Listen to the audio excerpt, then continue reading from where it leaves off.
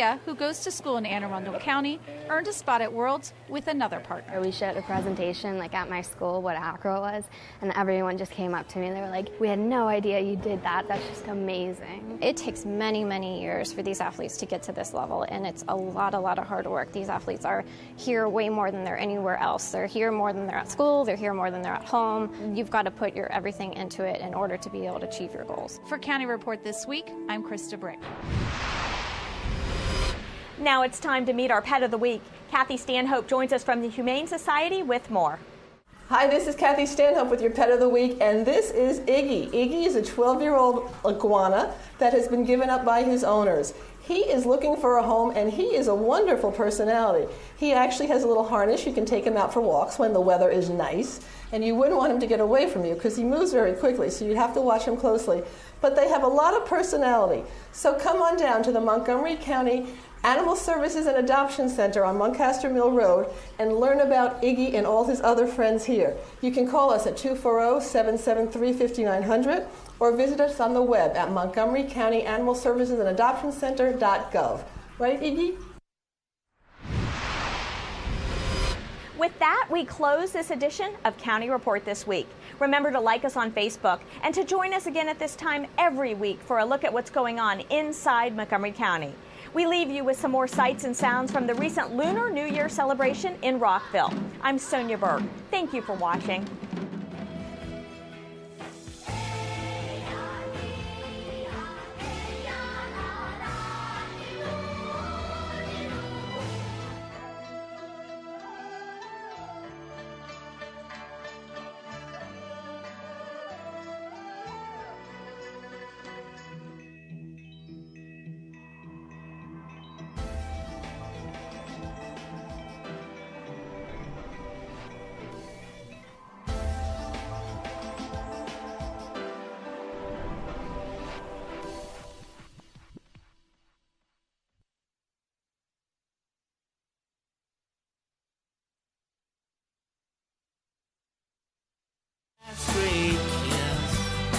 It was the last great kiss.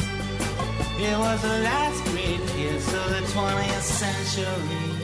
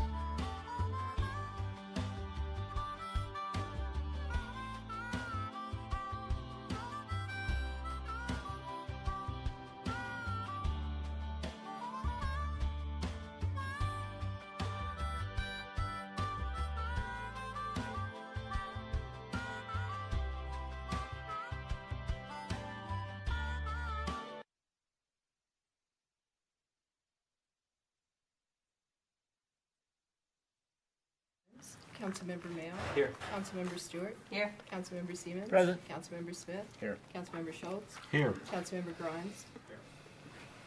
Okay, first item on the agenda this evening is a presentation from the Board of Elections, and I see a couple of members of the board here, so take it away.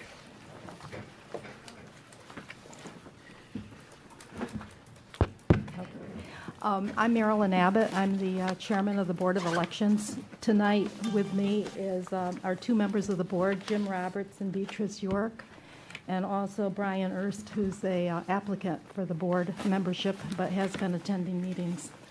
I am expecting Rizwan Qureshi to show up, and Paris Shaw, who's the other member of the board, is unable to attend.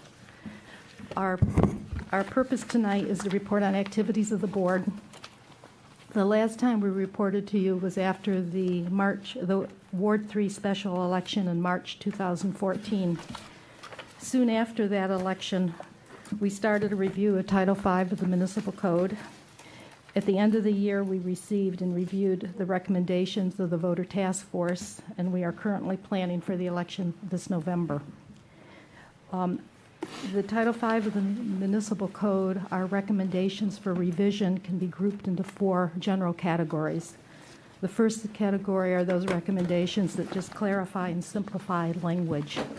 These are such things as defining agent, substituting where appropriate, challenge for contest, clarifying the language regarding filing campaign reports, simplifying language related to provisional voting.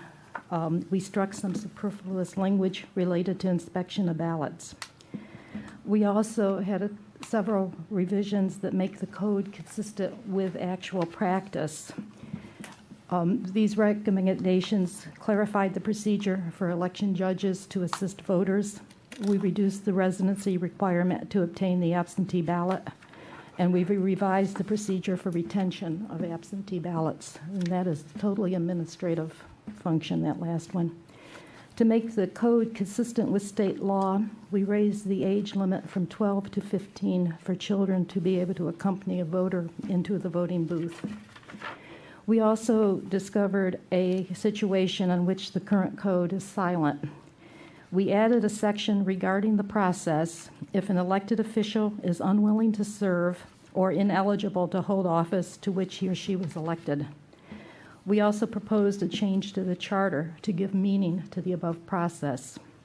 This recommendation was prompted by the need to tighten up the candidate financial disclosure statement procedure.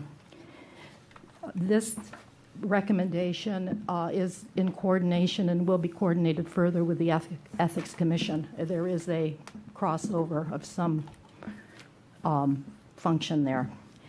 The voter task force recommendations, we reviewed all of them and are only going to provide conduct on those that affect the Tacoma Park elections. Some of the recommendations have already been considered, are already being done, or are very doable.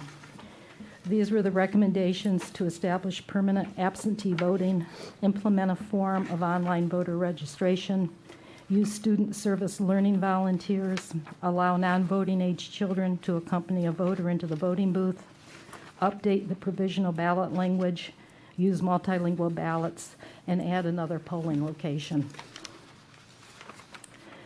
Regarding the nomination to move up the nominating caucus, the board believes this is feasible and agrees that it may be beneficial for candidates to have additional time to reach out to voters. Regarding the recommendation to establish 1 week for early voting, the board is cautious. If the nominating caucus is moved up, 1 week for early voting may be feasible. If the nominating caucus is not moved up, the current elections calendar is tight. Each day in that calendar is critical for the city clerk and the board to prepare for the election.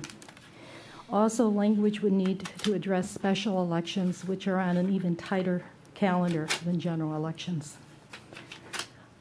Regarding the last recommendation, on balance, the board recommends against the recommendation to synchronize the city election with state and federal elections.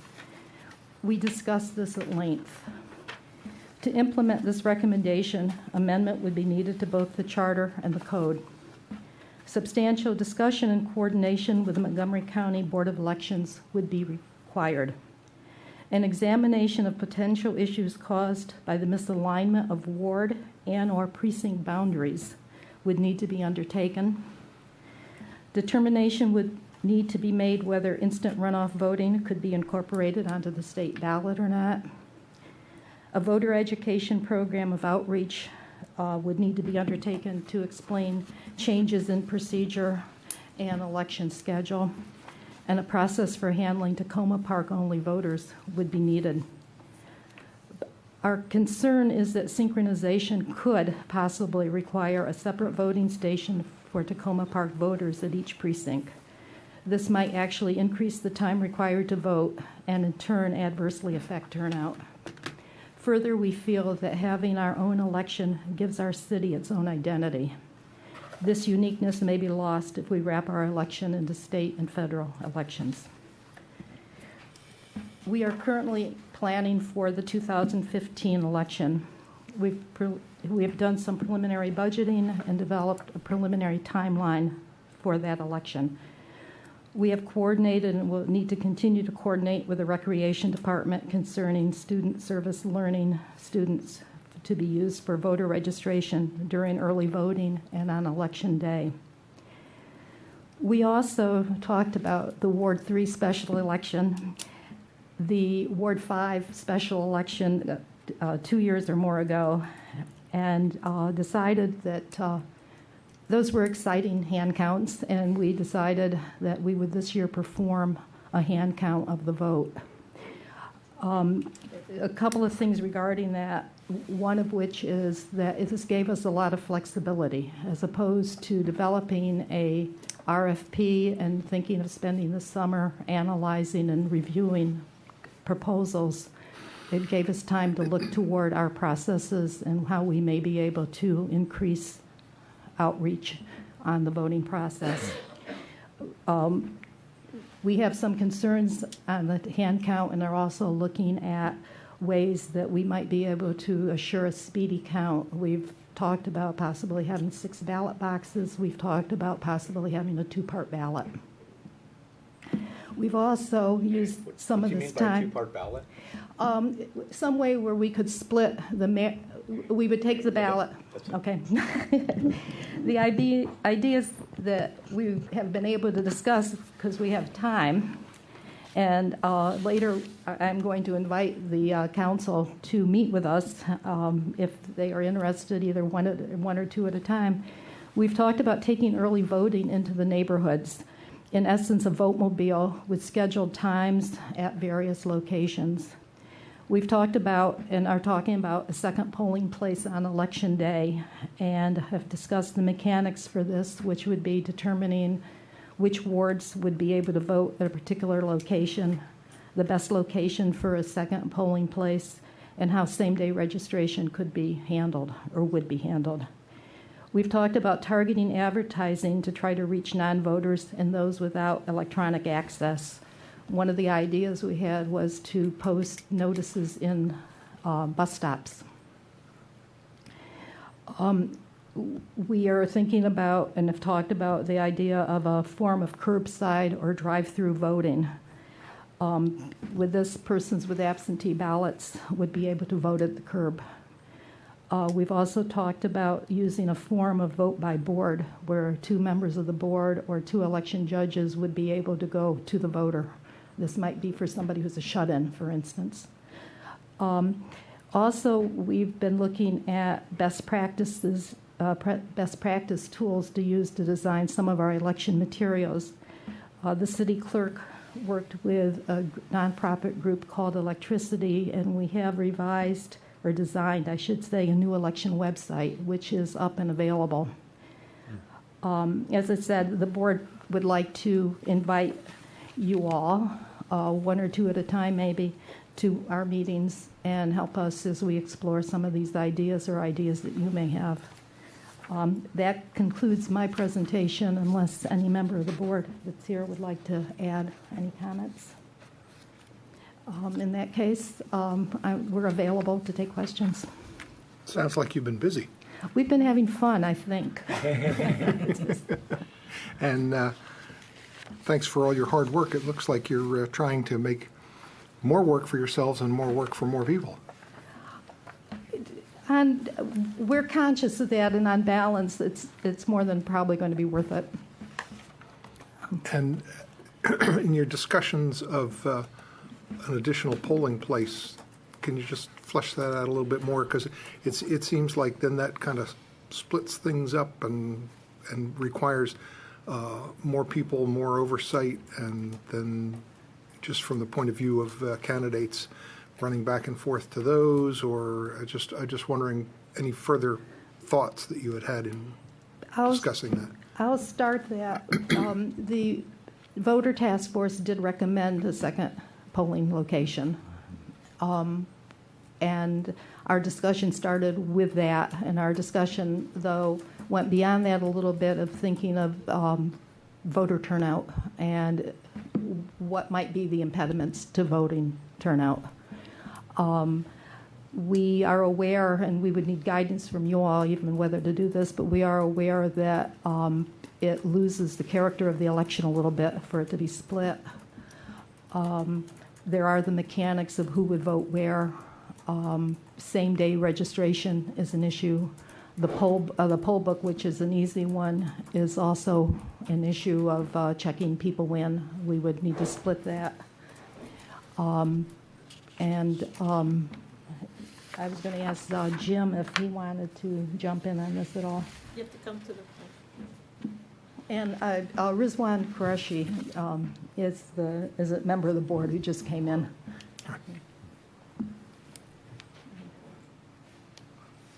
I think Marilyn covered most of the issues. We haven't really gone very far down the road yet.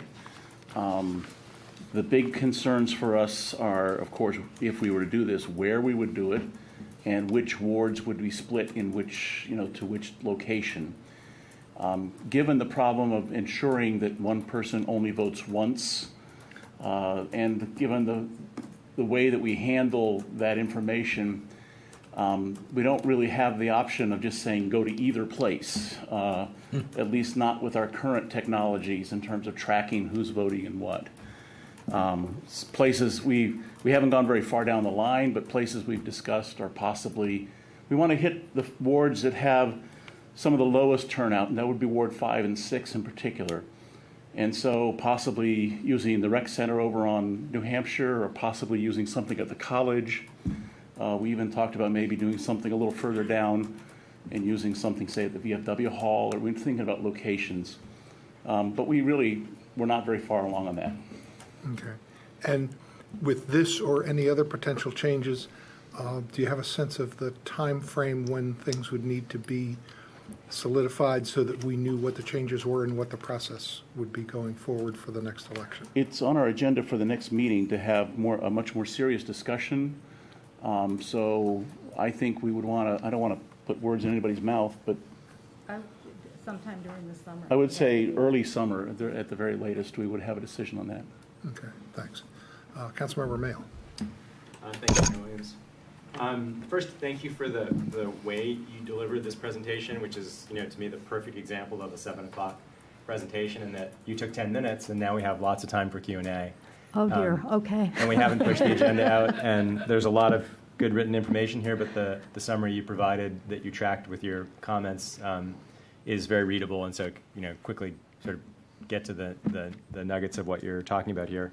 In terms of the second polling location, I'd certainly be interested in doing something like, or asking whether you could do an early voting day in one of the wards. So the rec center, could it be that the Monday or the Sunday before the election, there's a polling place open in a ward, and maybe doing something like that as a trial basis. So, you guys flagging, let's say, 3 locations for us that might be suitable, us using some sort of random draw to figure out whether it's Councilmember Schultz or Councilmember Smith's ward or someone else's ward that gets the pilot, and then trying it one time. Yeah, and the idea of the vote-mobile, even though I expressed that, is similar to that of going into the ward as opposed, and we hadn't talked as far as whether it would be just to the ward or whether it would be both here at City Hall, because people are used to coming here.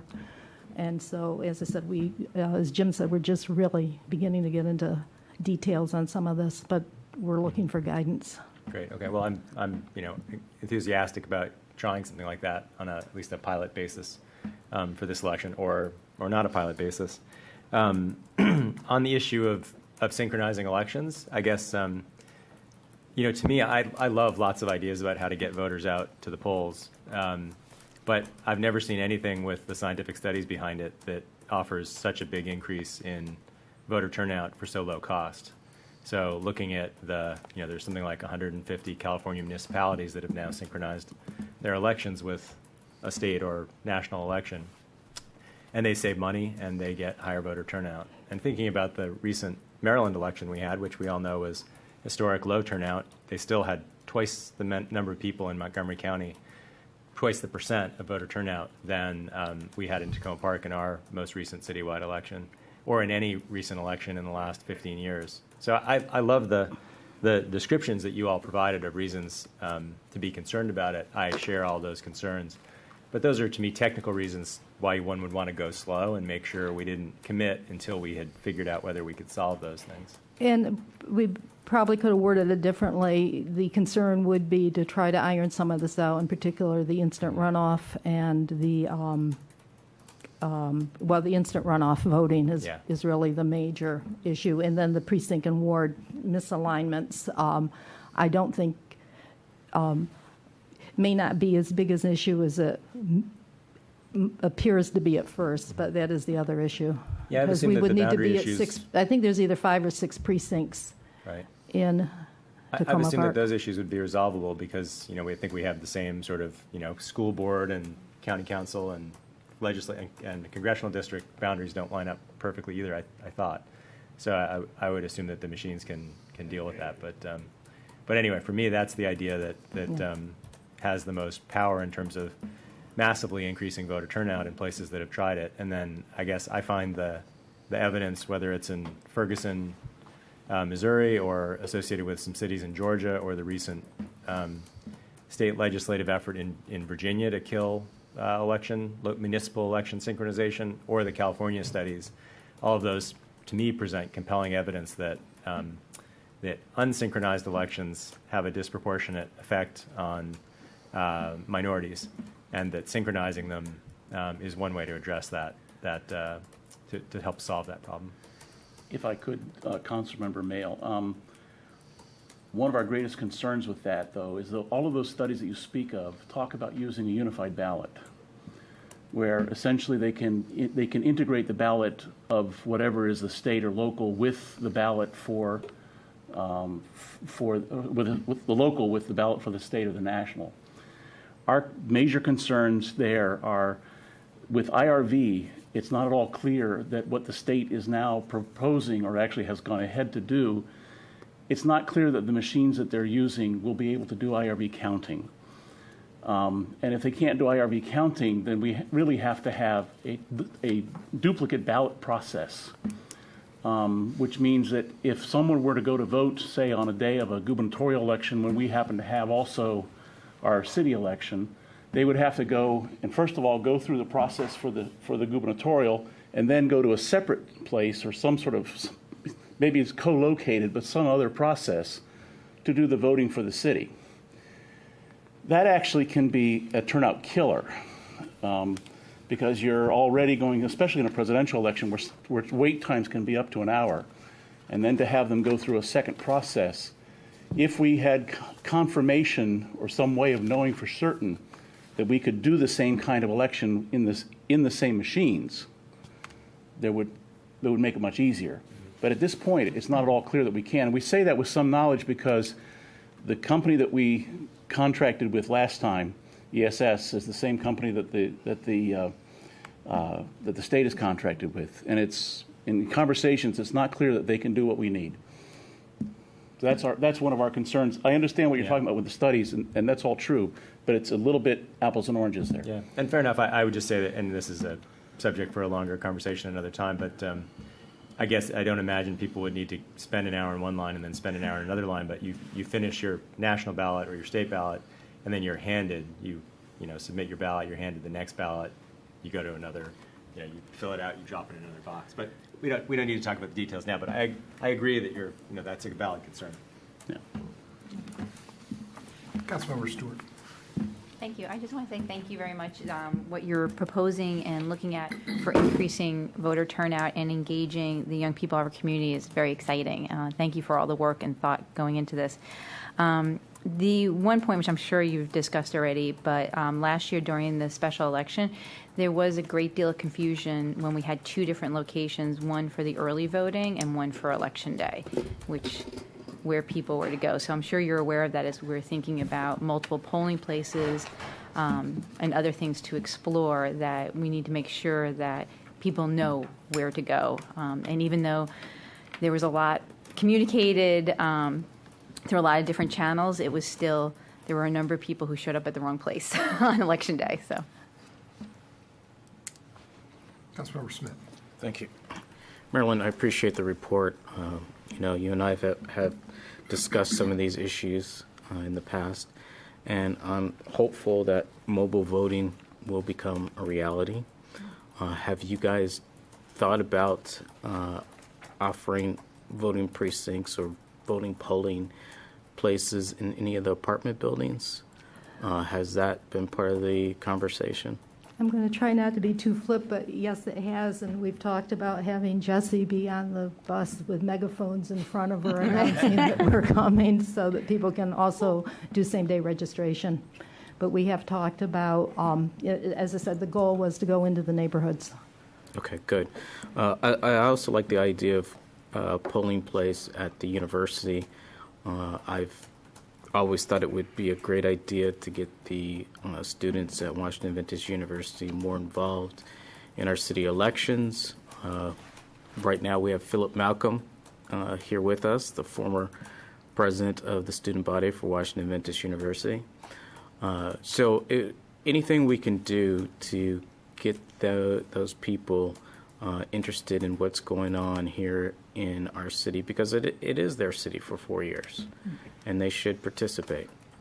I look forward to having a conversation in a meeting with the Board of Elections to see if we can come up with real solutions to increase voter turnout. Thank you. Thank you. Councilmember Schultz. Thank you, Marilyn. I appreciate the board's creative thinking.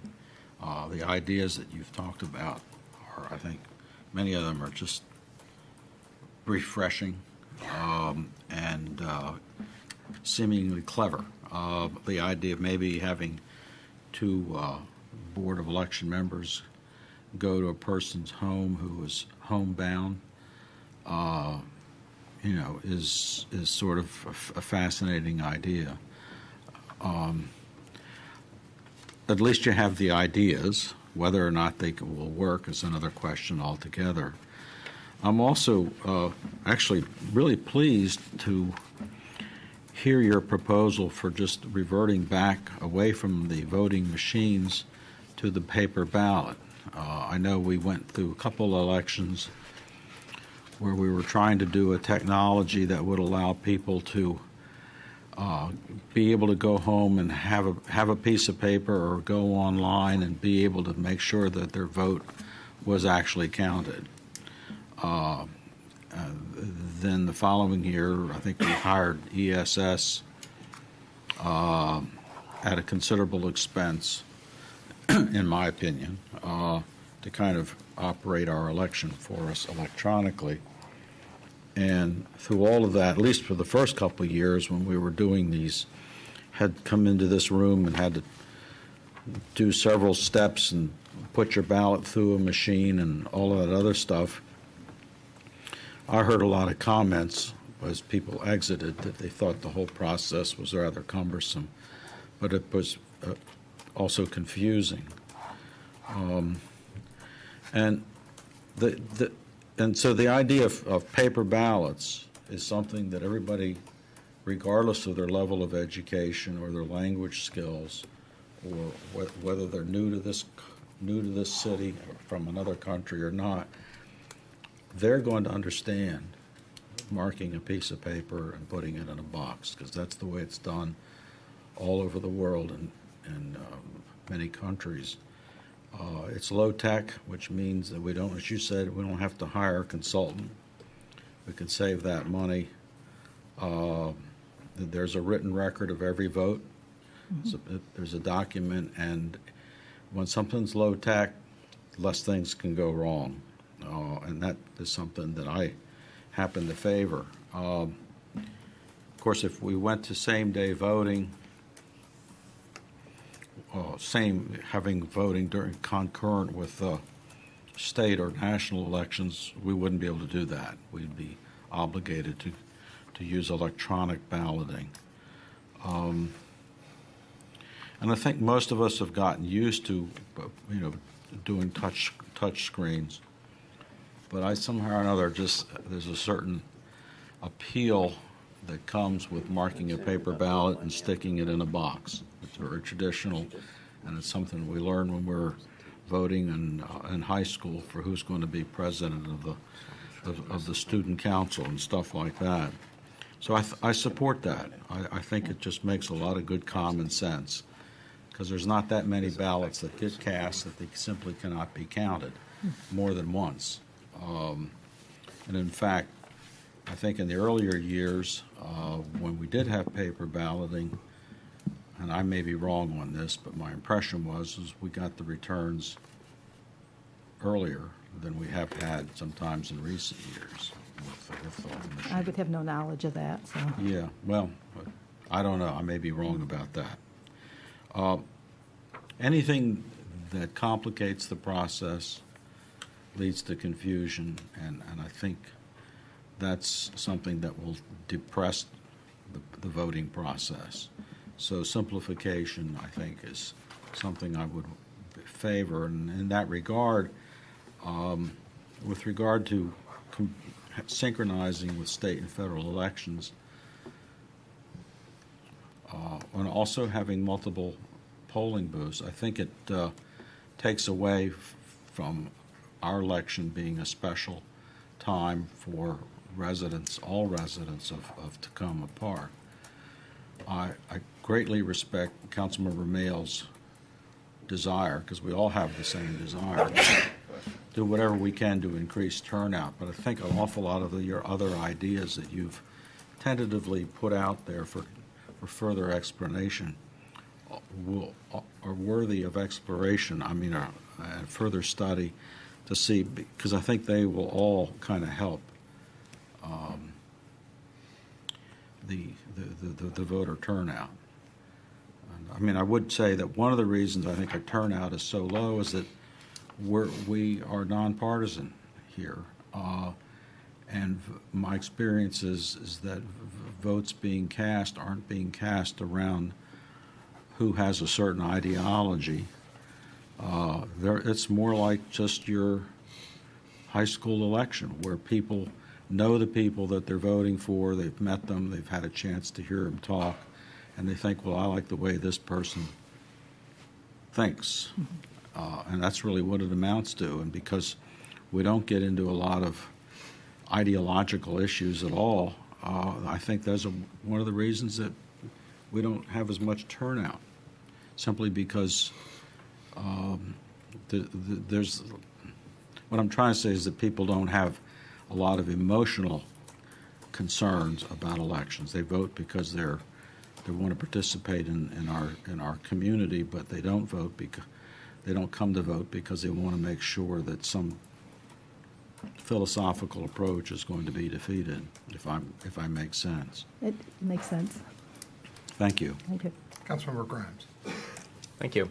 Well, my thanks also for your coming tonight and for all the work that's gone into this report and the set of recommendations, all the thought. And I also look forward to meeting with you and discussing things. I kind of wish I had time to participate more fully in this stuff. I have made 3 trips to Annapolis to testify on bills this season, and 2 of them were voting items, one on municipal referendums and another on candidate access, which is something that, to apartment buildings, which is something that, of course, we did first here in Maryland. So I have a few comments and a few questions. One is just a general principle when we're changing code, and I'm looking at the acting city manager, when we're changing code and the charter, that you did discuss certain administrative types of points. If anything can be moved into regulations rather than out of city code, then that is often very desirable because it creates a degree of flexibility if you need to change things further. Let's see. You mentioned moving the nominating caucus up. Did you have a target for that 1 month earlier? We were responding to the task force, and we do not. We saw that as a feasible idea, but we did not discuss what we thought would be a good idea or a bad idea. If I'm not mistaken, there are a lot of other dates that the candidates have reporting requirements or they have actions, and I think it would take a little bit more study to see what impact Sure. moving the I'll say that it sounds caucus like could a have. good idea to me, and moving them up, right now they're 5 weeks before the election. Moving up an additional 4 weeks, for instance, would put them in early September, and that sounds like a good thing to me. I do have one question, though, regarding getting on the ballot, which is that many jurisdictions require potential candidates, prospective candidates, to collect petition signatures to get on the ballot. That, if we required, say, for instance, 25 signatures for a ward race, that would force any potential candidate to get out, and that would also help build awareness more than having a nominating caucus does, I believe. I'm curious whether you discuss the possibility of supplementing making alternative paths to the ballot petitions. We had not. We can add that to our list of discussions, but we had not discussed that. Yeah, it's obviously not pressing, but I'd be interested in an evaluation of that from your point of view. I'm with Councilmember Mail that I wouldn't want to get bogged down on the details about synchronizing our election with the state, county, and federal ones. But one additional complication that I'd note is handling early voting at the county's centers. Right now, you're allowed to vote at, I think it's any of 5 centers, not just the one in Silver Spring. So how do you handle all the Tacoma Park specific stuff at those 5 county-wide early voting centers? Who knows? Someone in Tacoma Park might work in Gaithersburg and want to vote up in that direction.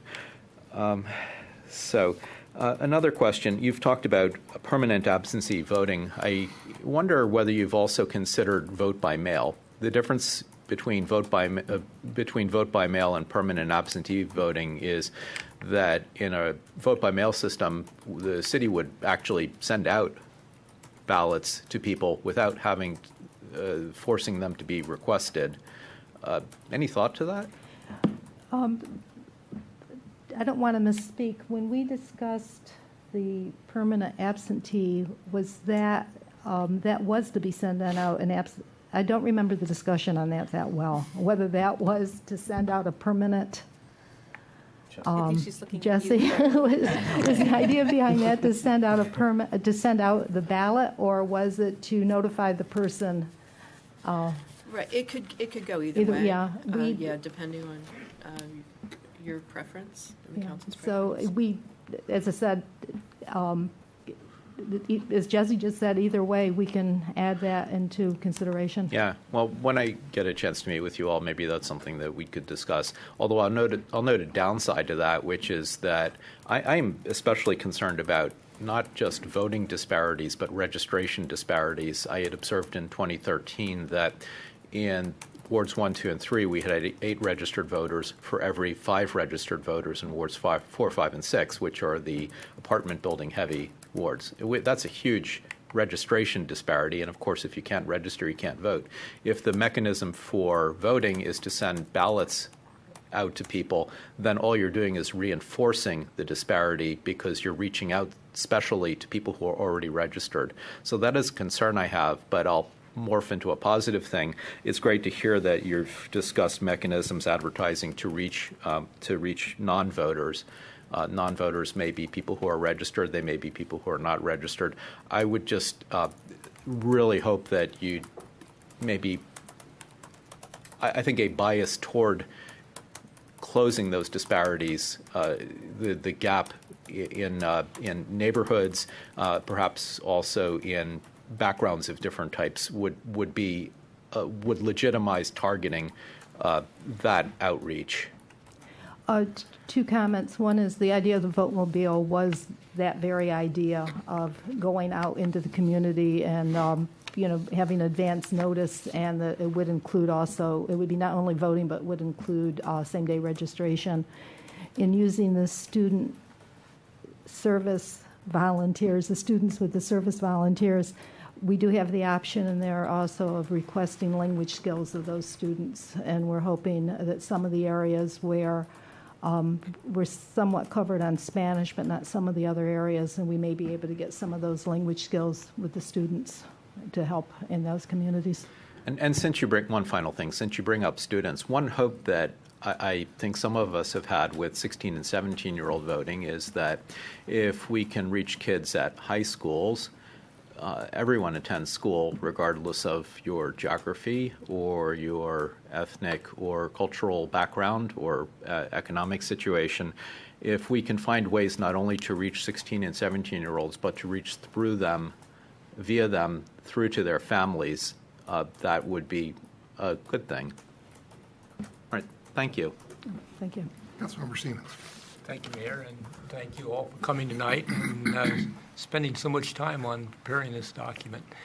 I'd just like to say that I have long supported the idea of having a second polling place for some of the Tacoma Park voters. Most especially, I think the obvious one is Ward 6 with the Recreation Center on New Hampshire Avenue. And I see that, understand the difficulties that splitting a ward would have in setting the boundaries and identifying for people where they should vote. So Ward 3 becomes more of a problem. But I would like to see us to continue investigating and seeing what we could do to do the second polling place. And I would defer to Councilmember Schultz, but would think that would be the best place for a pilot program. And then I'd just also like to support voice support for Councilmember Mayall's proposal of synchronizing the city elections with the state and federal elections. Noted. And I just have two quick comments, and hopefully that'll wrap things up.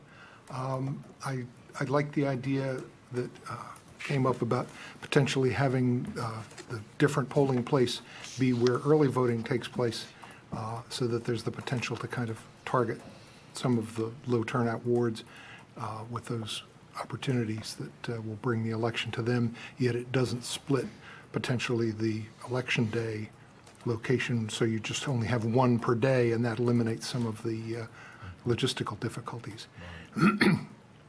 And I'll weigh in with Councilmember Schultz on saying I'm not in favor of synchronizing election day with federal and state elections.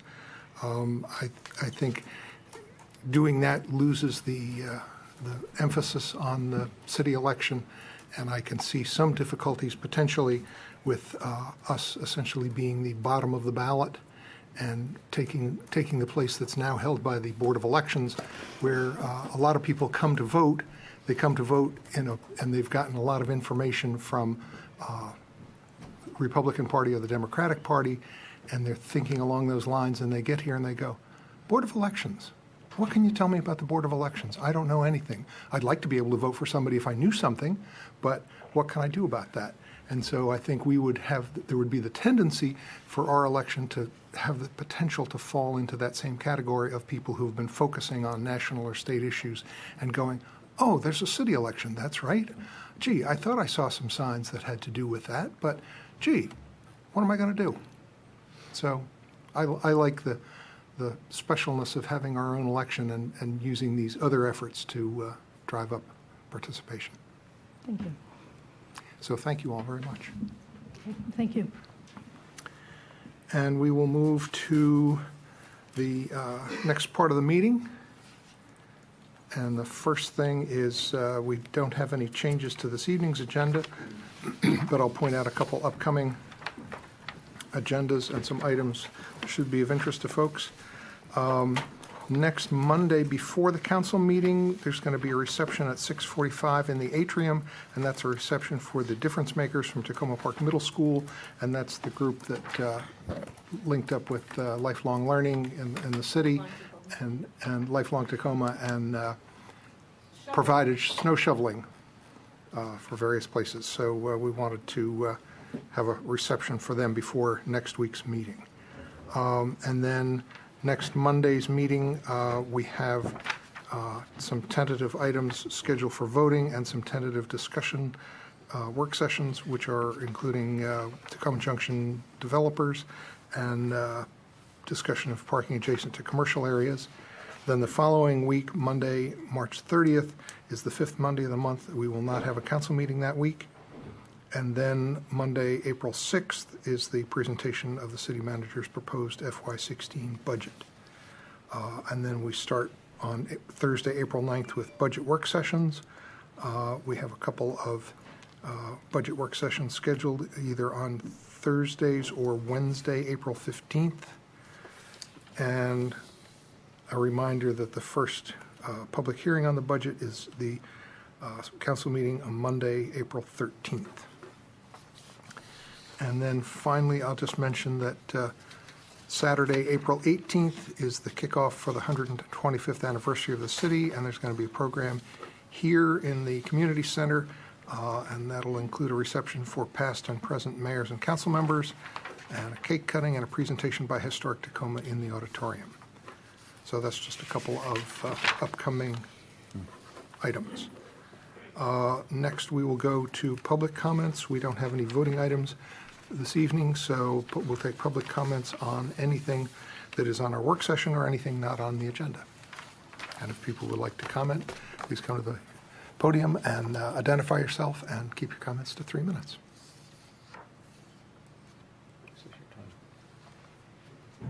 Going once, going twice. Good evening. I'm Laura Barclay with the Old Tacoma Business Association. I'm coming to speak on two topics. The first, I just would like to reaffirm the Old Tacoma Business Association's position on Tacoma Junction development. We continue to support development that maintains and builds upon the unique historic assets of the area, increases the economic viability of the businesses, and is sustainable for the long-term growth of the neighborhood. We recognize that the current proposals are preliminary and will be fine-tuned with additional input. Additionally, based upon our research of the trade area using commercially available data, we know that the development should include sufficient commercial space to meet unmet community demand and to better support the struggling existing businesses already at the Tacoma Junction. We are also mindful of the co-op's requirements and encourage all involved to see the efficient use of loading dock space behind the new Tacoma Central development, which is accessible via Maple Avenue.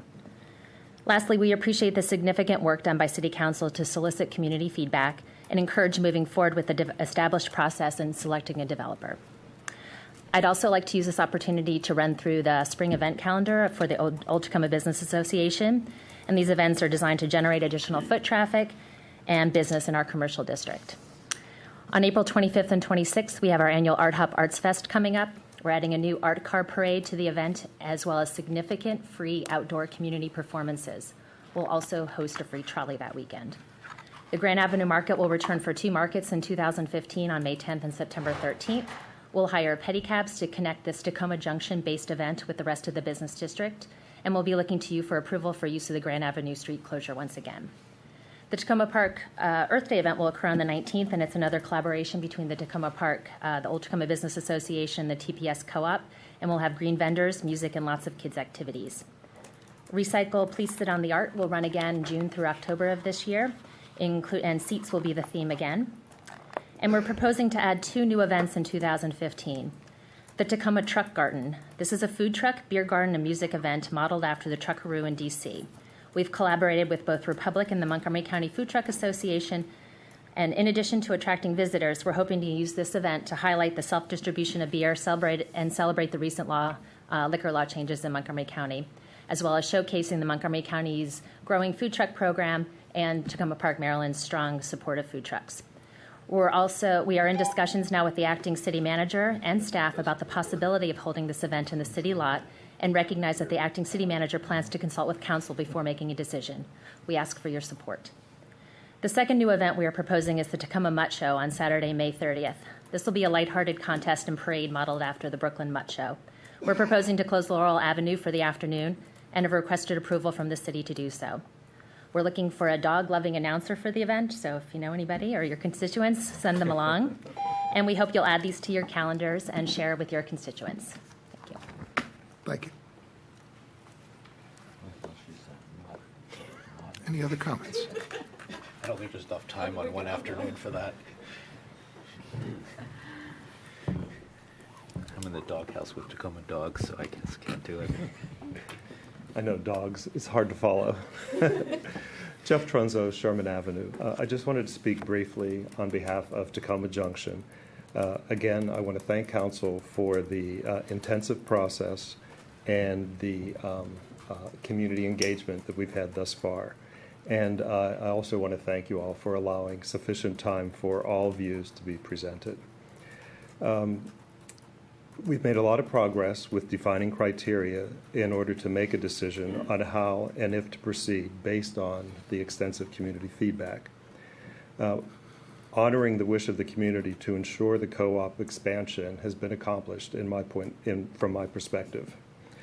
I also think that there's pretty much consensus that adhering to the community wish to have as much community space incorporated into any development or redevelopment is critical. And from my own point of view, I think it's very important that we close the gap that the city lot presents in terms of our Main Street appearance. In other words, we need a continuous band of commercial buildings from the fire station to the co-op. We need to fill that gap. And I encourage you to continue the process at its current time frame. And good luck. Thanks. Thank you.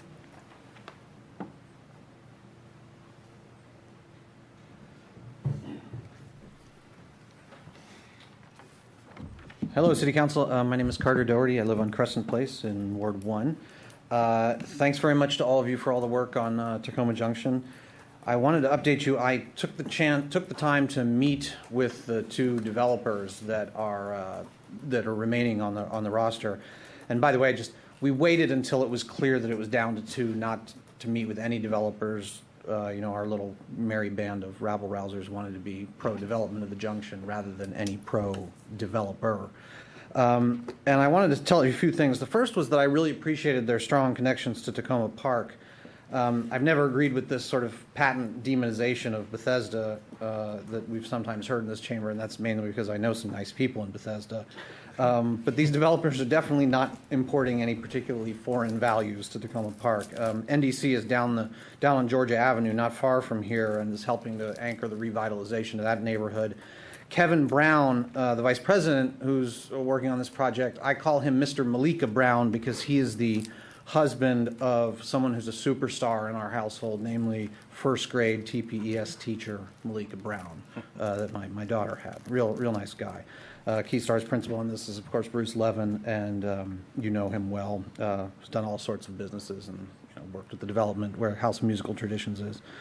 A couple other takeaways from this that you might find interesting. Of course, NDC confirmed that the facade is the easiest thing to change in a development like this, and they're aware of the need to make it consistent with eclectic storefronts on the west side of Carroll Avenue.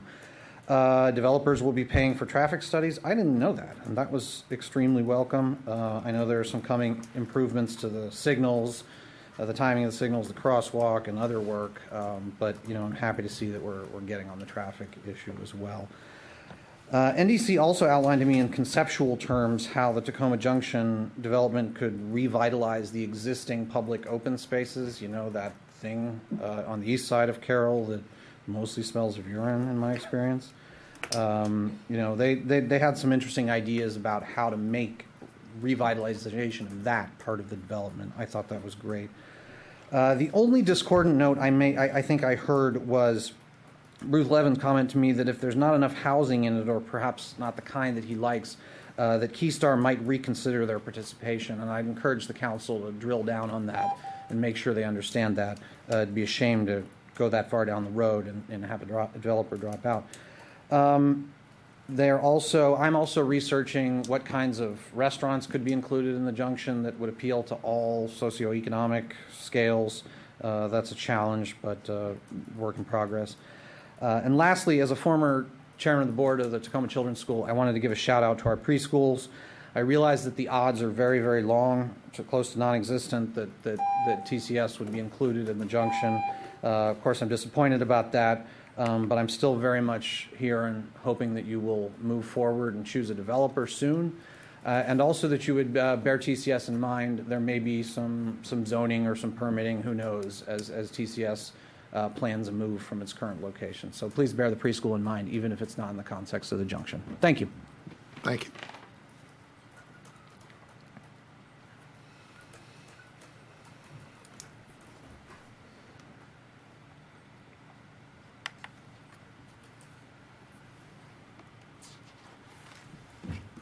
Hi, good evening, everybody. Fred Feinstein, Ward 3.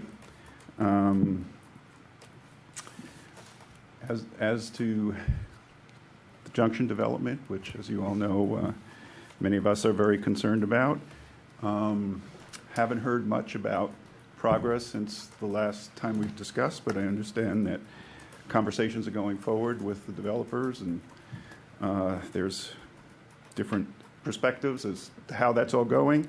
I would just like to make a brief point that I made in a letter that I sent to you all soon after the last meeting, and that is that what this process seems to have come down to now is developers were picked, and we're now trying to, in effect, back them into a vision which we're slowly arriving at after much comment and input from the community as to the kinds of things that the community is concerned about. I think many of them were in the original task force report, which I still think is the best expression of an attempt by the community to come up with a consensus. And so now we have these developers that came up with rather dense proposals as to what should be the development at the junction, and now we're trying to, as I say, back them into, sort of urge them to come to a place where that's substantially closer to the expression of what the community, the kind of development that the community would want there. Perhaps this will work. In talking with some of you, I think that some of you feel like this can succeed and we can get there, and perhaps that's the case. I remain somewhat skeptical about that. But the central point I want to make is I still think there's room in this process to develop an alternative understanding that doesn't come, it isn't a process of trying to back developers into it, but to affirmatively go out and say, here's the vision, or here is a vision. What are the opportunities? What are the mechanisms? What are the ways that we could realize that? In other words, to go forward, not to go backwards to that point. And whether it means revising the RFP process or having a process, a parallel process, or an alternative process that moves at the same time, I'm not sure, but I do think that there is a concern here that after you negotiate with the developers, after you select the developer, after you go through this negotiation process, and you get to the point where this is all you can get, what is there to compare it to? What is an alternative that you can use as a base to compare what it is ultimately is the best deal, if you will, that you can get from the developer? I think that's what the process is missing. I think there's an opportunity to include it in the process. And as we've said many times before, we certainly want to see development succeed in the junction, and we think that there's a potential for wonderful development that the community can unify around, and I think that's the missing piece right now, that the piece is now all focused on two developers. Can they get us there? And it seems to me there are other alternatives to get us there, and I urge you to think about how we can modify this process to include that as well. Thank you. Anybody else?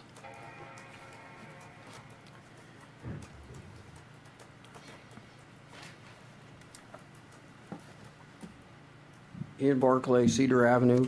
And in keeping with the mayor's theme of the 125th anniversary of the founding of the city of Tacoma Park, I just want to bring up the fact that we will be, I think, April 14th, having a plaque for Sam Abbott somewhere in the atrium area. So come one, come all, and be there for that. I think it's at 7. Is that right, Susie? I'm not sure.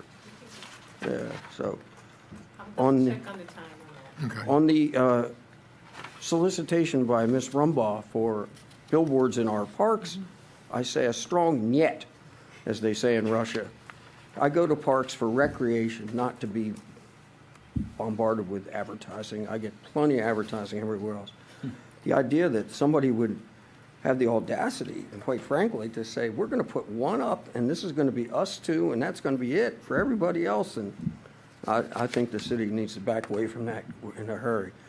As to McLaughlin School, I would hope the city manager would include in her comments about the progress of whether anybody has blinked yet, because I'm sure the timing is running out on this thing, and sooner or later somebody's going to throw down on trying to make some sense of this whole mess. And on the sustainability thing, I find it particularly sad that here we are rushing this development in the Malfunction Junction, where we really should have some kind of siting. That should be the number one criteria for any development up there, since that is an ideal, and maybe Ms. Mathis can comment on that, location for solar, whether it's active or passive or both. And to have development that is permanent forever and ever, that does not incorporate, at least in the design, the ability to, at some future point, if not immediately thereon, add solar, is just short-sighted in my book. And the other thing I want to say is the water line to the dog park, which is yet unproven, we don't even know if people are going to use the thing, is a very large expense. I've had dogs, I grew up with dogs. Dogs like to drink rainwater. They don't like chemicals in their water, they don't like chlorine, fluoride, and it would be very simple to build some sort of rain catchment that would filter out. You could go high-tech and put a solar charged UV thing to make sure there's no bacteria or viruses that are making them sick, and it could very easily be drained out on a regular basis. Or you can go down to the spigot that's 250, 275 feet away and bring a jug with you when you go there. So please don't spend 30 or whatever it is on 30,000 on a spigot for dogs. Thank you very much and have a good evening. Thank you. Anybody else?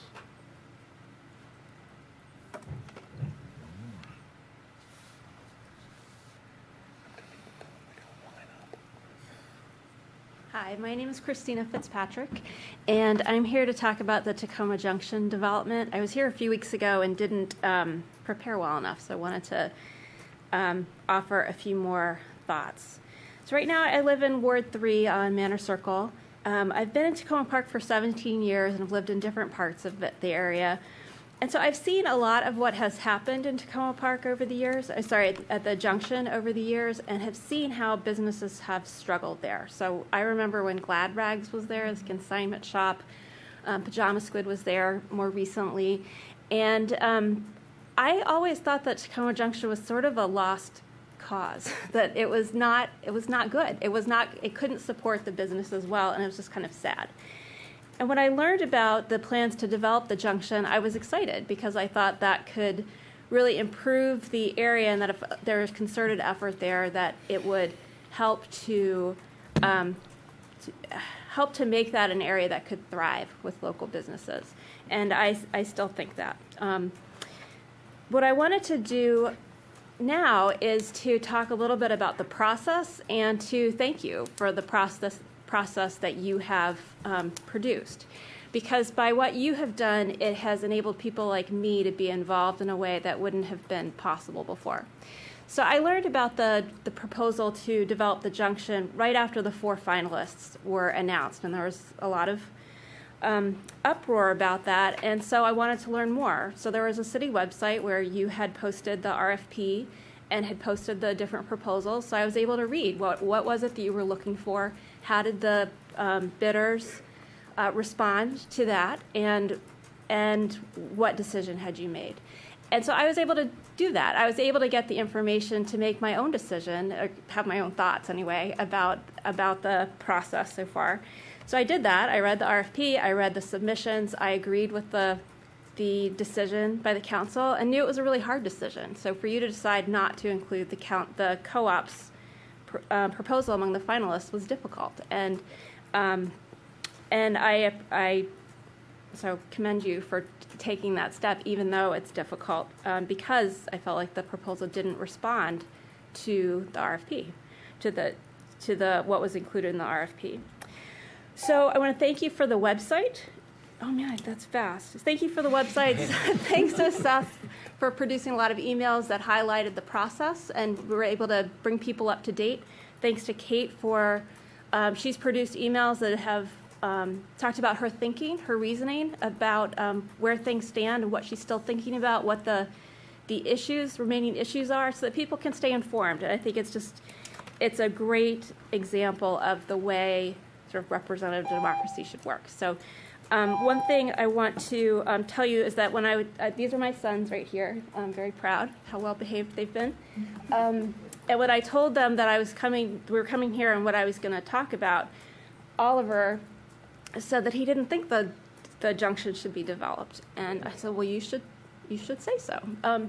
So he's not going to get up here and tell you about that, but I did promise that I would help him send you an email about that so you can hear his thoughts as well. Thank you. Thank you.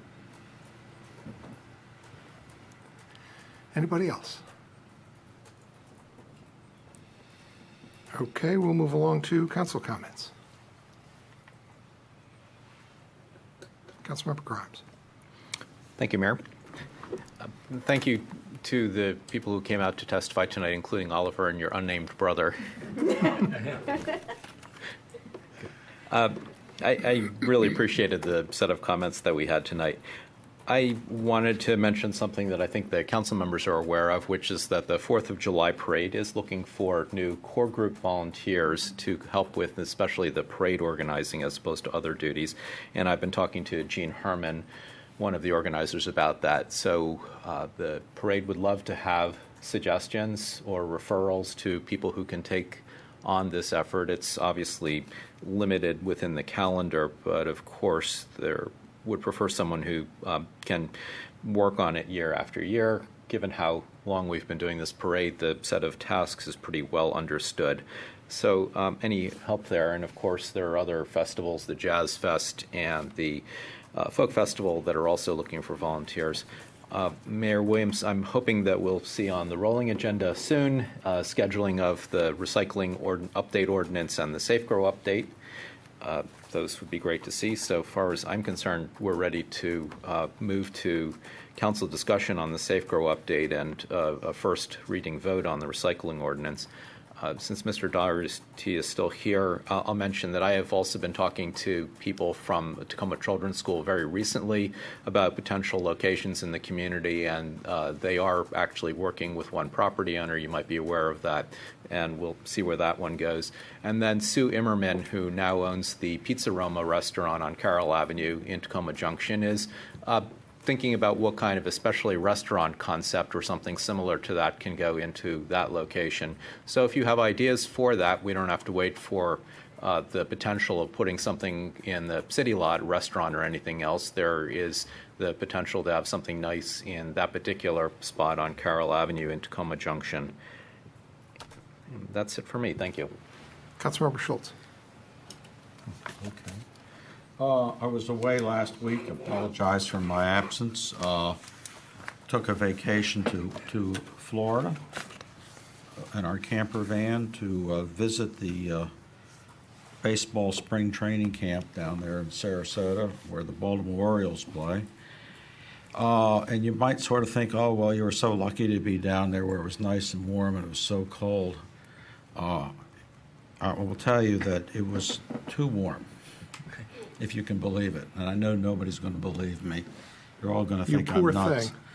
Yeah, see, that's just typical response. But when you're sitting in the sun when it's in the upper 80s and you haven't experienced any heat like that for about 7 months, it's kind of a shock to the system. And that's how hot it was down there. And it's an amazing, Florida's a lovely place, but I still like Tacoma Park better, just in case anybody's wondering. Couple really exciting pieces of news coming out of my ward is that I learned last week that the Hampshire Towers, which is a rental building that sits next to the Tacoma Park rec center, it has about 220 some odd housing units, many of them which are designated as affordable, has been sold. Closing occurred very recently.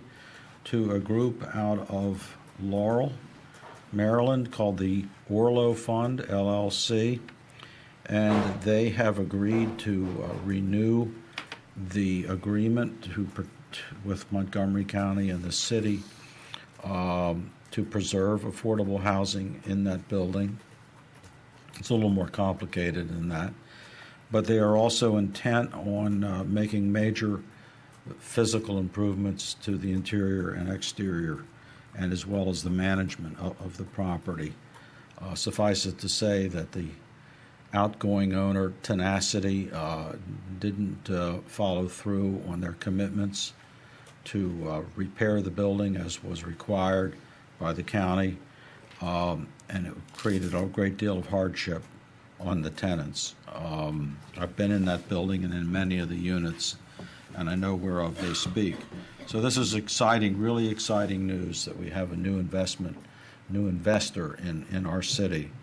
The other interesting news is that the Hillwood Manor Apartments, which is a garden apartment on Linden Avenue off of New Hampshire in Ward 6, is in the process of being sold by the current owner, who has been through bankruptcy and other issues, to the Montgomery Housing Partnership, who wants to take control of the buildings. It's a set of garden apartment buildings. I guess they look to be like they were built at least before in the 1940s and maybe in the 30s. It's a very lovely location overlooking Sligo Creek, but unfortunately these are really old buildings and they have not been maintained well. There's no tenant association there. So the city's Department of Housing and Community Development is working with the tenants to see if they can form an association so that they can exercise their under city law, the tenant's first right to refuse to be able to purchase. It's a complicated law. I'm not here to explain it. But there's already been one meeting with the tenants. There will be, and this is for public information, a second meeting this Thursday at the Rec Center at 7 o'clock, where representatives of MHP will be present, as well as staff, city staff, and myself, to talk to residents and explain how the process works if they are interested. If they're not interested, then it would permit Montgomery Housing Partnership to go ahead and acquire the property. So I'm not sure that there's a bad outcome here. I think that the mere fact that the current seller is finally decided to sell after so many years is terrifically positive news for the tenants and for the city and for the sake of affordable housing in Tacoma Park. So just a reminder, for that tenant meeting is this Thursday night at the Rec Center. If anybody knows anybody, or if anybody in that apartment project is listening, notices have been distributed to all the tenants, so they should be fully aware of it. Thank you. Councilmember Smith. Thank you, Mayor. I would like to bring to the public's attention something that's going on in the county. County council staff brought to my attention that the county council is looking for applicants for the County Charter Review Commission. The deadline is April 8th. This is a very great opportunity that members of the public get to review suggestions and issues in the county's charter presented by the county executive, the county council, other government officials, and the public. So if you would like to be a part of the Charter Review Commission, please call 240-777-7925. That's 240-777-7925, or you can send me an email and I will put you in contact with the right people. But this is a really important commission. If you have the time, please participate. Thank you. And I've got a couple things. First, I want to let people know that for the 9th year in a row, we've been notified that the city is receiving a Certificate of Achievement for Excellence in Financial Reporting. This is the highest form of recognition in governmental accounting and financial reporting, and its attainment represents a significant accomplishment by a government and its management. And so I'd like to thank Finance Director Vonda Brooks. who has She done got the a news on wonderful Friday job. the 13th, and it was a very happy day for her. And there will be an award that we'll get that we'll kind of more formally present. That's But just right. happy to get that word that for the 9th year in a row. And that's great news. I wanted to let people know that I had the opportunity to speak on Friday with all of the fourth graders at Piney Branch Elementary School. There were about 170 fourth graders, and I talked about what it is with the job of being mayor, and talked with them in preparation for their writing of essays for the If I Were Mayor contest, which all fourth graders statewide can participate in. And so they're going to be polishing their essays and getting them back to their teachers and the principal in the next day or two, and those will be submitted to the state for the contest. Also, I want to let people know that I'm going to a meeting tomorrow in Rockville of the Coalition for Utility Reform, and we're discussing potential settlement of our concerns in the Pepco and Exelon merger case. I'll have the discussion about the details tomorrow, and just as a reminder, the City Council entered into that process in a formal way as part of the coalition, so I'll be there representing the city, and we also had a number, not all, but a number of us as individual council members signed on to that as well. And then a reminder to my colleagues that this Thursday night is the Maryland Municipal League Montgomery chapter meeting with the county council Thursday night at 6:30 in the county office building, and we can arrange carpool, and it's an opportunity to talk about budget or any other issues with the county council as they begin to grapple with their budget. I know Councilmember Siemens pointed out tonight that one of the things that did not get into the county executive's budget is any funding for the Piney Branch pool. So that might be something that we want to take up that night, since it will now be up to the county council to modify the county executive's budget. And that's all for for the city council comments. We'll move next to city manager's comments. I don't have any comments. I've actually been just doing budget, so other topics may be on my desk, but I'll have to tell you next week. Okay. Thanks.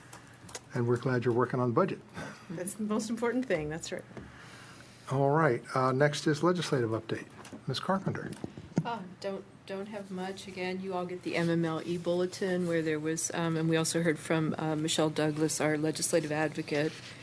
Essentially, I'll just read the first sentence. With the House Appropriations Committee finalizing their work on the FY 2016 state budget on Friday, March 13th, the action moves to the House floor as of Friday. The $25 million allocated to local governments for transportation funding is still included in the governor's supplemental budget and will be included in the budget as recommended by the House Appropriations Committee.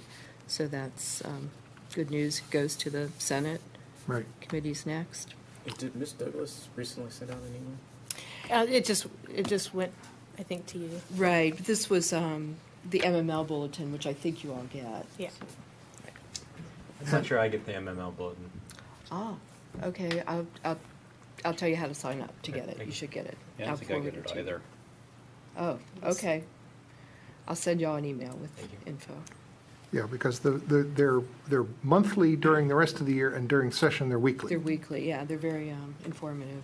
And we also know that the city's alcohol bill is having a hearing in the Senate at the Education, Health, and Environmental Affairs Committee on March 27th. Can I add, I was in Annapolis on Friday to testify for House Bill 995, the Child Safe Playing Fields Act. I think that went well, although there's certain opposition. Fortunately, the MML on this occasion was not among the opposition, although Mako was. And while I was there, I saw Lindsay Parsons, who is executive director of, I guess, of Real Food for Kids Montgomery, who had not one or two, but 4 bills with hearings on Friday. Out of 7 bills she has total going in this legislative session. And I'll just let folks know that I got the email today with the information for this week's MML Legislative Committee, and there were a couple of bills that we're going to discuss on Wednesday.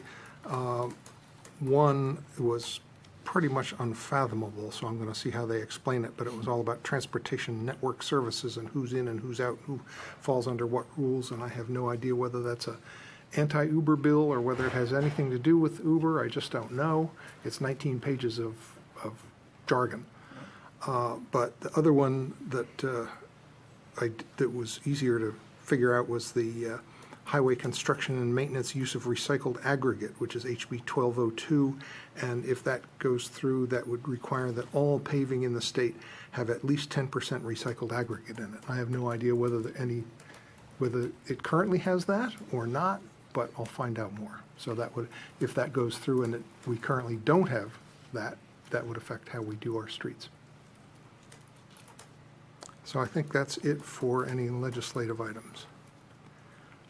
We have one set of minutes this evening for January 26th. Would somebody like to move adoption?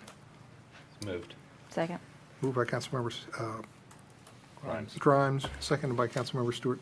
There's all these S's, and it gets tough. All those in favor, please say aye. Aye. Any opposed? The ayes have it unanimously. So we will now move to our work session, and we have an update from the Sustainability Manager. That's the first of 2 items that she's going to do. We were originally hoping to do 3 items, and we dropped one because timing issues for having everything available for us to do. So that's why we only have these 2 tonight. We'll get to that other one soon. And welcome. Thank you. Thanks for having me tonight. There is a lot going on with sustainability and particularly energy in the city. As you know, we launched the Green Home Certification Program and the Neighborhood Energy Challenge March 1st. That notification went out with the newsletter, and I'm going to go into some detail about those programs for you so you can help spread the word to your wards, and also talk about how they will help us win the Georgetown Energy Prize, which is the goal.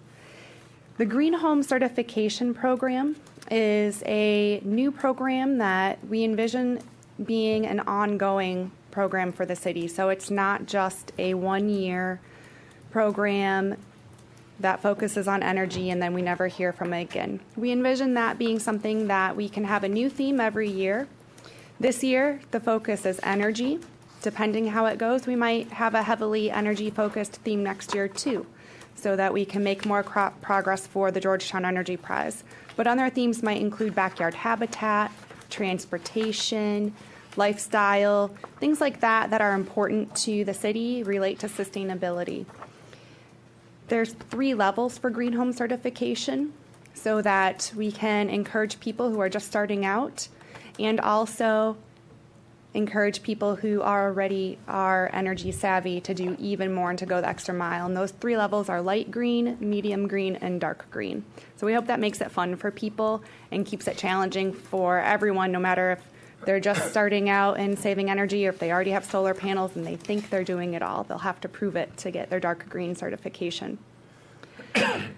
The benefits for residents include energy coaching. That's a free service that is offered by me, and with my interns, we can help people navigate the world of PEPCO rebates, selecting contractors. We are working on creating a preferred contractor list for the city by doing some research into contractors who have good ratings, are in good standing through the PEPCO programs, and are local to Tacoma Park within a 20-mile radius. And part of the Green Home Certification Program, we have a new grant that I just found out about, which is a $178,000 grant from the Maryland Energy Administration.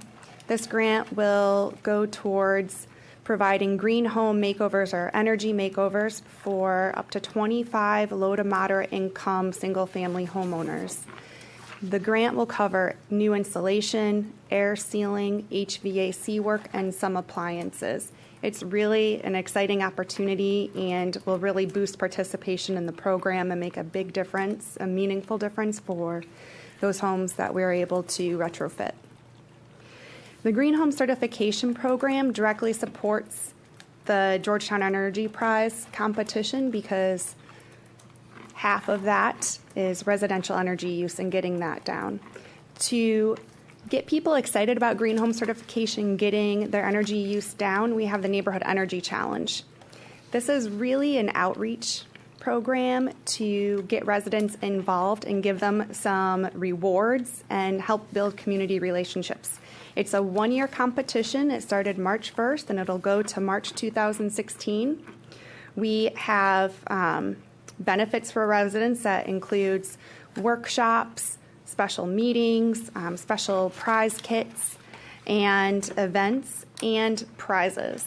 The prizes I have right now slated at $2,000 for the neighborhood that has the most participation, so the most certified green homes, and the biggest reductions in energy use.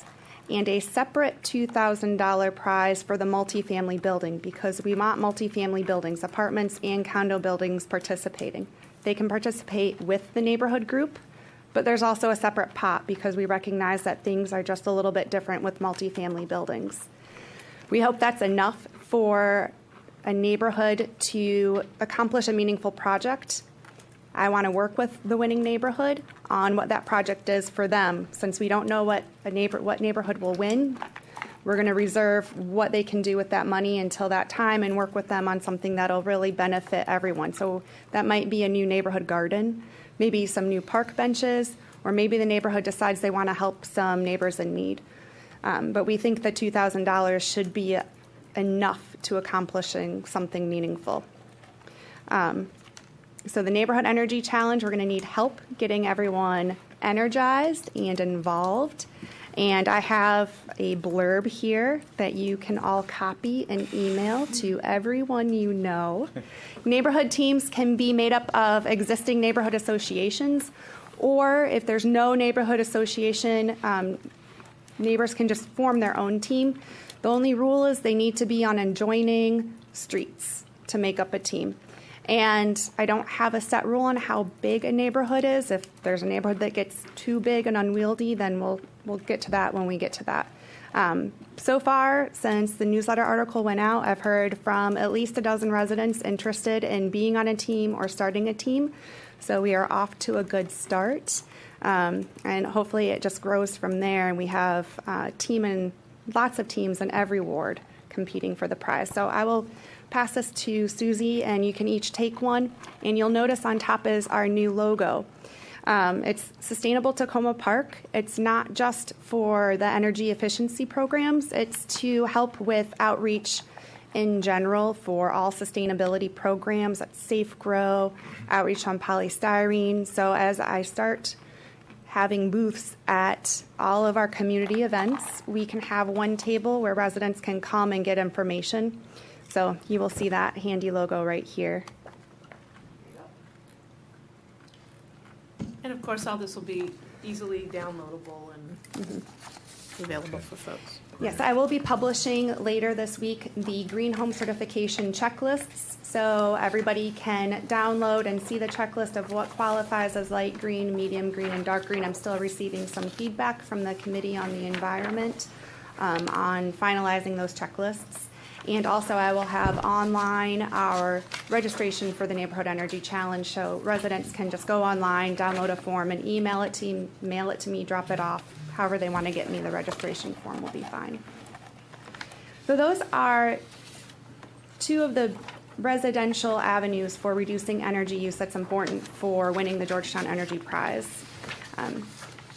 We need to incent residents to participate. There's already been rebates available through PEPCO, but there's still a barrier to entry for a lot of homeowners when it comes to making updates to their home. And so we have set aside in the budget money to help residents make those changes. That budget includes money to help people get a comprehensive home energy audit. Even though they're discounted from the normal cost of $400 to $500, they cost residents $100, and that can still be a barrier. So we want to help people take that leap, and we also want to help them make energy improvements to their homes. So in the budget, we have set aside up to $1,000 for homeowners to get insulation and air sealing work done. The average air sealing and insulation job is $6,000. Pepco's rebate is $2,000, but that still leaves $4,000, which is a lot of money. So anything we can do to help, we will do, and I will be coaching residents through making sure they maximize those rebates through Pepco. And we have the $178,000 to help our low to moderate income homeowners.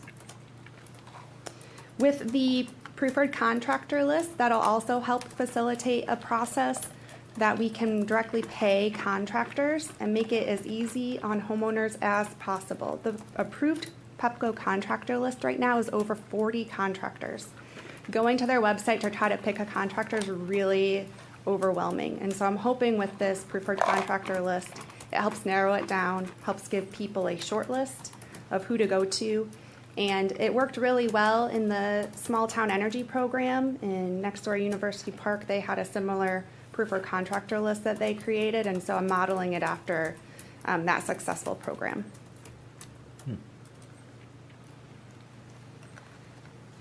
Another part of the Georgetown University Energy Prize competition is the municipal energy use. And so these I have listed in the summary for you, just some of the things that we're working on the city's energy use, most of which you should be familiar with. You'll hear from Daryl in another meeting about plans for converting streetlights to LEDs. I think this could really be the capstone project for city energy use and really set us apart from some of the competition and set us apart from some of the bigger cities that are competing, because this is something that we would be able to achieve and something that we could achieve within the 2-year time frame. You will hear more about that from Daryl later when we have details to give. We are already doing the lighting upgrades to city buildings. I'm sure you've noticed out in the lobby the new LED lights. They're gorgeous. That's happening all over the city buildings. It makes a big difference in energy use. Energy audits are completed in most of the city buildings, and if they haven't been completed, they are in the budget to be completed. And next year, either later this summer or next year, we'll be looking at city operations and staff engagement. So things like making sure staff are turning their computers off at the end of the day and not putting them into sleep mode. Engagement activities, contests, things like that to reduce staff energy use, turning off lights when you leave rooms where there aren't motion sensors. Those types of things will be looked at and make a difference. And we also need to work with schools. I will focus on schools next year. This summer, it's all residential. An update on some other sustainability issues. Greenfest is March 28th. I hope all of you go. We are expecting over 1,000 people. I've been very involved in the planning of it, and it is shaping up to be an excellent event. It's from 11 to 4 at the Montgomery College Tacoma Park campus. The city is giving a free shuttle for people coming and riding Metro from Tacoma Park to the Greenfest. We're going to have the first appearance of the sustainability booth, so I'm excited about that, to offer information to people about the Neighborhood Energy Challenge, the Green Home Certification, Safe Grow, and anything else I can get my hands on to give people for sustainability information. The solar co-op is going really well. If you could get word out to your lists, it would be really helpful because the deadline is March 31st to sign up. So residents only have a couple more weeks to sign up to participate in the co-op and get the 25% discount on new solar panels for their homes.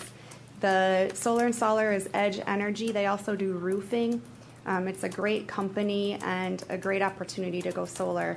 And it's a great way to even just see if you qualify to go solar because there's no obligation when residents sign up with the co-op. Right now, we've had over 102 signups, and of those 102 signups, 63 have qualified or are maybe qualified, and 2 have already signed contracts with the installer to have systems put in place. Businesses can join that too, correct? Small businesses. Has the university joined, or the hospital? They have not. But I did have a good conversation with the hospital, and they are exploring options for solar. The sustainability catalog, I've been having one of the sustainability interns, I have 2 right now that are working with me, putting together a catalog of everything the city does related to sustainability, because there's so much going on, but we really need a way to look at what is happening in relationship to on their departments, on their programs, so we can better coordinate amongst on their staff, and to help residents identify and find the resources they're looking for. And so you can expect to see a draft of that in late April.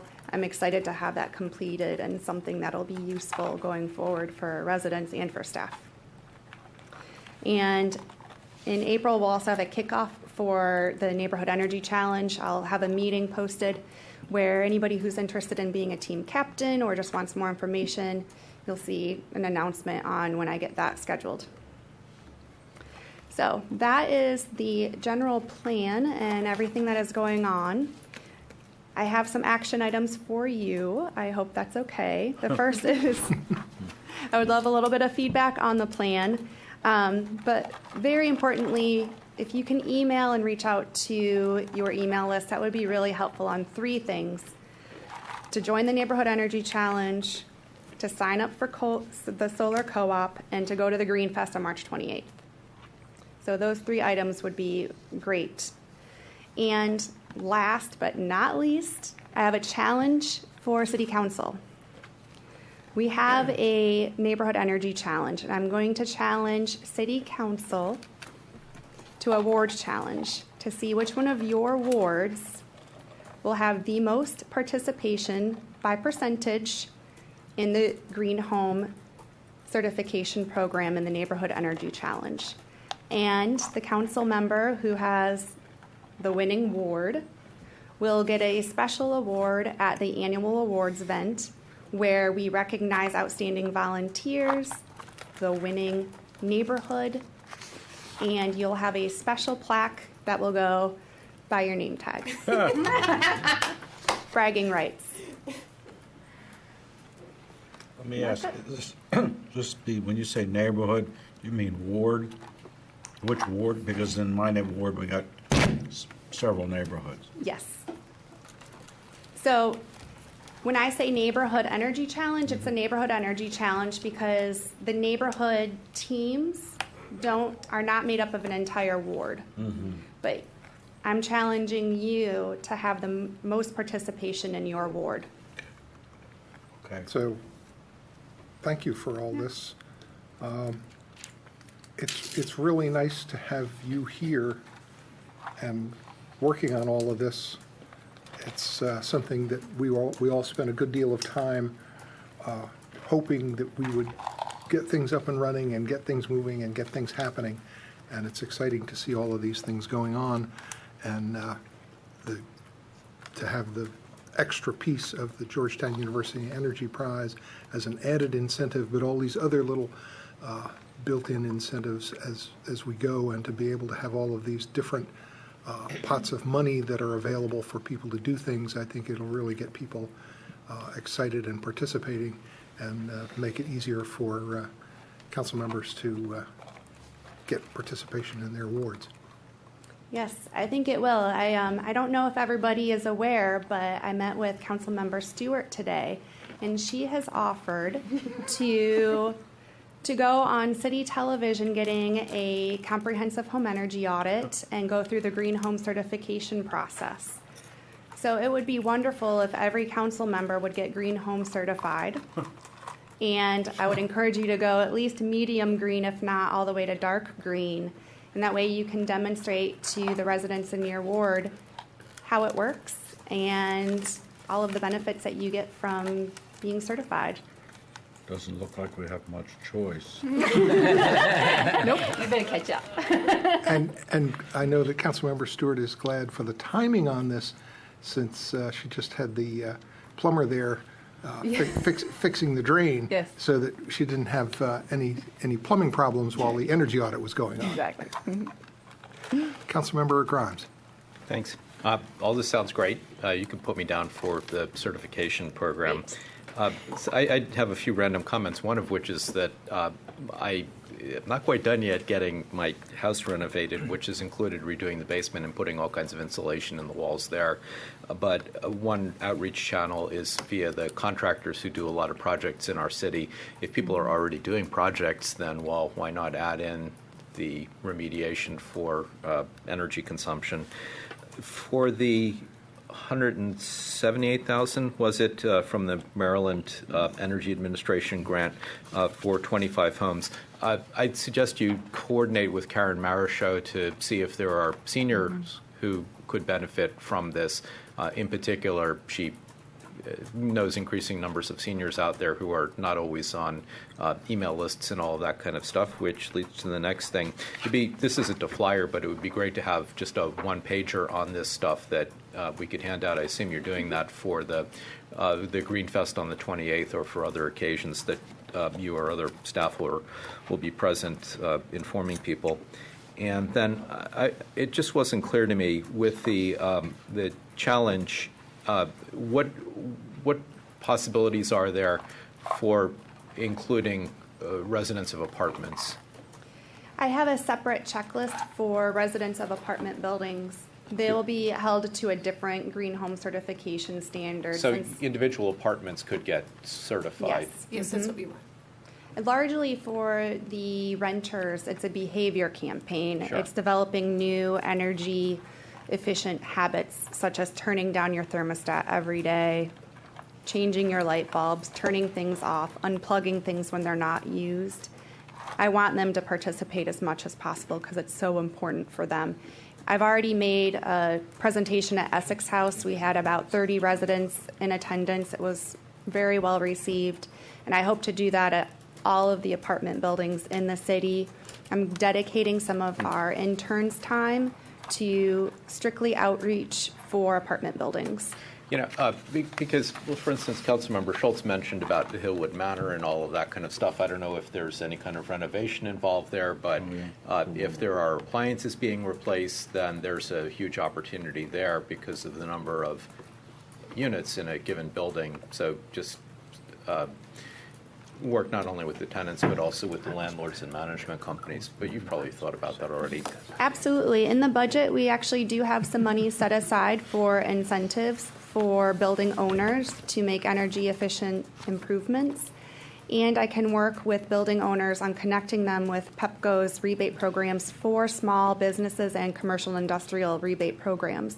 And so the energy coaching service, as it relates to multifamily buildings, is not just for tenants, it's also for building owners and landlords. Oh, you just reminded me of one other thing, which is that PEPCO paid me $100, I think it was, for the privilege of hauling an old refrigerator out of my basement that I could not have gotten out of there otherwise anyway. They paid me to haul the damn thing away.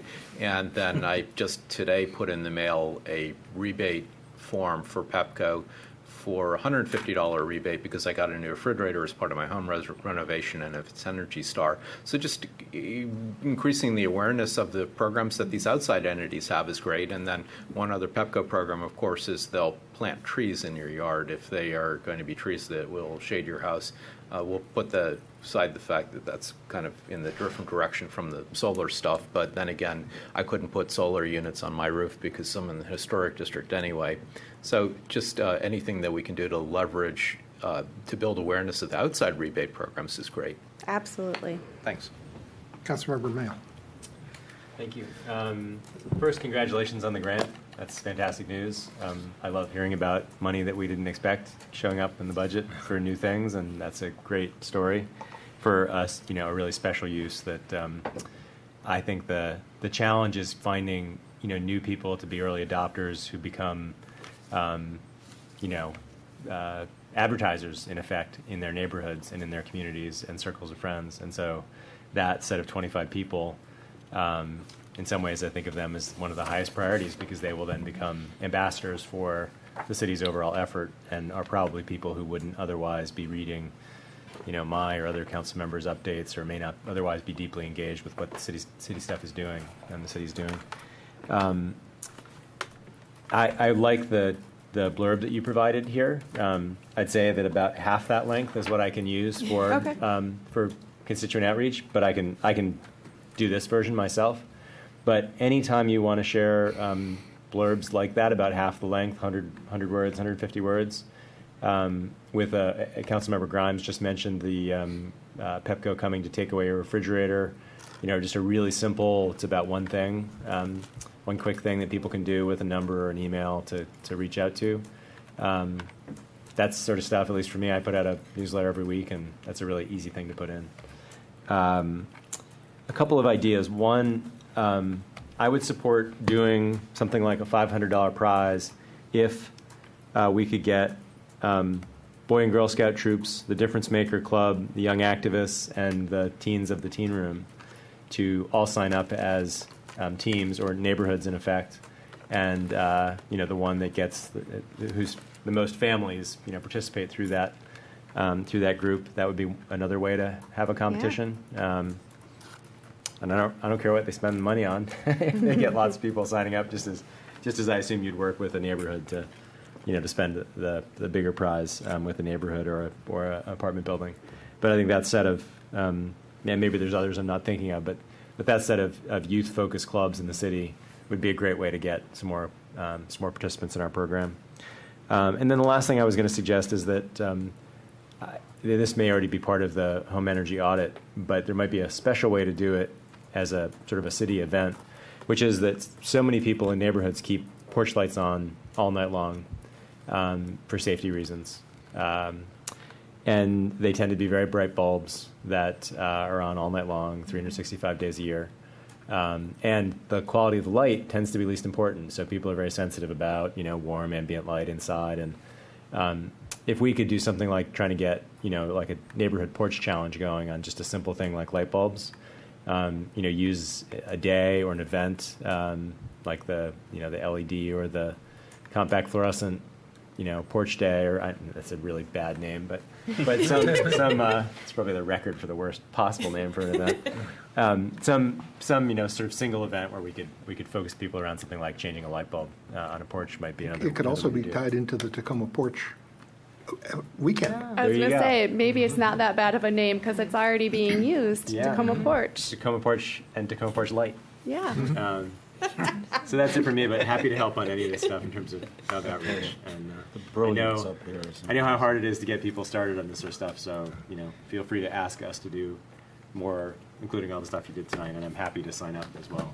Thank you, and thank you. I like the idea of the porch challenge, and motion sensors on outdoor lights as part of the dark green certification level. So getting people up to switch their lights to motion sensors instead of always on will be will result in big energy savings.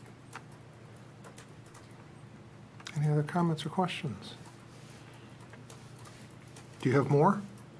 I have so much more. This is just the tip of the iceberg. I didn't get into the comprehensive outreach plan and any of those items that I think are details that are probably too small to go into. So if you have follow-up questions or ideas, please just give me a call or an email and be happy to share those details with you. I would like to say that Gina has been great with responding to any of the various suggestions that have come up. She's already met with Karen Marichaux about involving seniors to do outreach as well as to be assisted. I think the effort put, especially on people in multifamily buildings, is really essential. It's an area that tends to be overlooked. It's an area where we can actually make more progress than most communities on this kind of an effort. And I know I told my mom that she has to make sure that Victory Tower challenges to Franklin as to who can do the most on saving electricity. And I think that, those kinds of one-on-one apartment building challenges could be a lot of fun, or whatever else people want to do. And I would say that Franklin is the first one to be subjected to the Tacoma Porch Light Challenge, because they have about the worst exterior lighting in the city. That's it. Great, thank you. Thanks. But they do have geothermal. Yeah, but those lights are terrible. The tree tower's pretty bad, too. The Franklin lights blind you whenever you're trying to look at the building. So they're not for safety or anything else. They're just blinding. Yeah, just want to interrupt for a moment before we leave. One of the things that we have on for next week, it's still marked as tentative, but I'm assuming it's going to be going forward, is a single reading ordinance regarding the energy efficiency incentive program. And part of this involves identifying these contractors that would be kind of on the approved list that they would get paid directly from the city as opposed to having somebody that has to file a rebate request and that kind of thing. So you will be seeing that. Good. Thank you. And for the second week in a row, we adjourn at 8:45.